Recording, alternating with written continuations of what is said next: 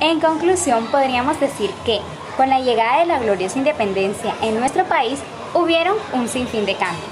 Sin embargo, estos cambios trajeron consigo consecuencias dentro de todo el territorio nacional.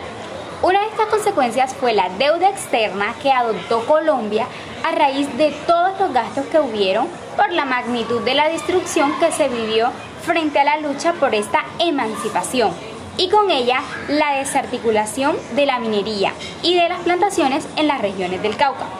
Otra consecuencia sería la desorganización de la economía esclavista. Y ya por último, también podríamos afirmar que las pérdidas que se realizaron a raíz de la separación de Panamá ocasionó la Guerra de los 1000 días, trayendo así consecuencias devastadoras al territorio nacional.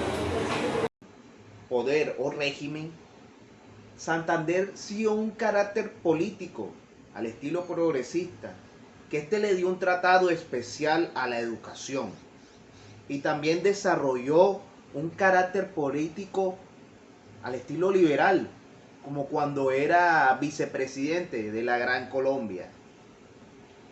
Santander además aportó e intervino en la reforma de Hacienda y Educación.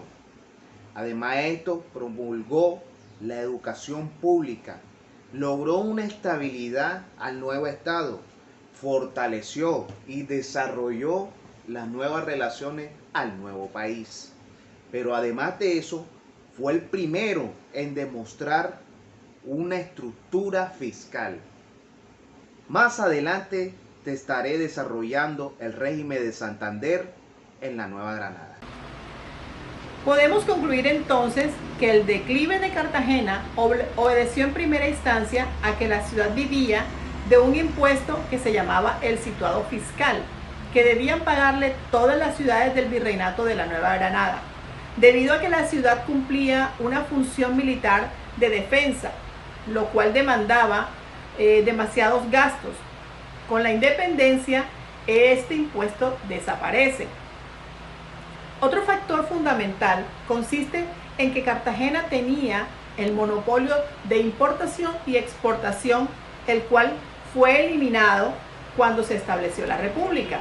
Es decir, que los dos elementos fundamentales del crecimiento de Cartagena culminaron con la independencia, y fue entonces cuando la ciudad entró en esa devastadora crisis que se prolongó durante todo el siglo XIX.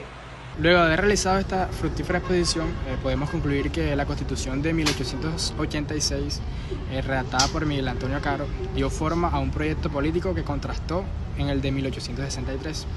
La nueva organización política estaba fuertemente centralizada y daba un poder muy concentrado al presidente, quien podría, y de hecho lo hizo, asumir poderes extraordinarios en caso de perturbaciones del orden público. Uno de los puntos de mayor discordia fue el manejo de la política monetaria y el papel del sector bancario en la dinámica económica del país. La gran intolerancia de la regeneración, tanto en estos como en otros aspectos, indica en cierta medida la fuerza potencial de la oposición frente a las medidas y reformas adoptadas, que tendrían sus expresiones más drásticas en las guerras civiles de este periodo y condujeron inexorablemente a la tragedia de la Guerra de los 1000 días. Bueno, para hablar acerca del desarrollo de la economía cafetera tendríamos que revisar más de 100 años de historia colombiana, entre ellos algunos factores que convergen como lo es la demografía y también la geografía colombiana.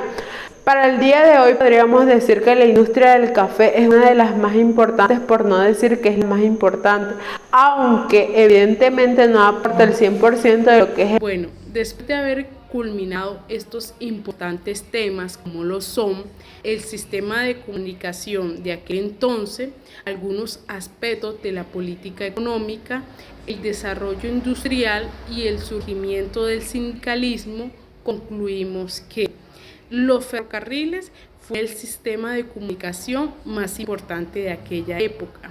El presidente Núñez fue el que acabó con la política de bajas tarifas aduaneras, que de cierta manera era el ingreso principal del Estado.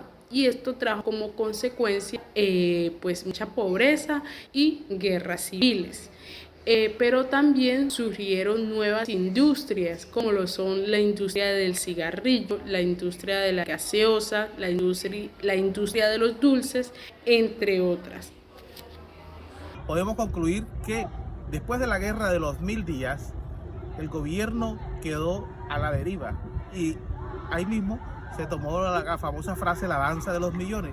¿Qué fue eso? Con la separación del canal de Panamá, el gobierno de Estados Unidos le entregó $25 millones al gobierno colombiano.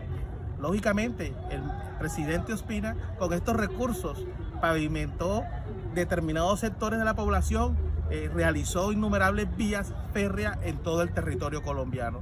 De alguna u otra forma ha beneficiado esto a nuestro gobierno colombiano.